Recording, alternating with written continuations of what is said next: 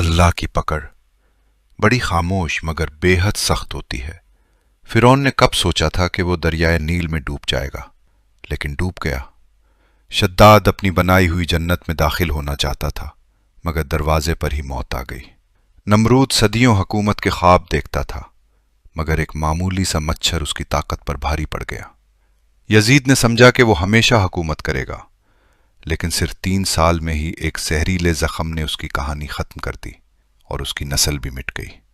Hitler پوری دنیا پر قبضے کے خواب دیکھتا تھا، مگر آخرکار حالات ایسے بدلے کہ وہ خودکشی پر مجبور ہو گیا۔ یہ سب مثالیں بتاتی ہیں کہ دنیا کا ہر ظالم ایک وقت تک ہی چلتا ہے۔ جب اللہ کی پکڑ آتی ہے تو نہ دولت کام آتی ہے، نہ طاقت، نہ حکومت، سب کچھ یہی رہ جاتا ہے۔ ساتھ صرف اعمال جاتے ہیں، کردار جاتا ہے۔ اس لیے تکبر چھوڑ دیں، ظلم چھوڑ دیں، اور یاد رکھیں اللہ کی پکڑ کبھی بے آواز نہیں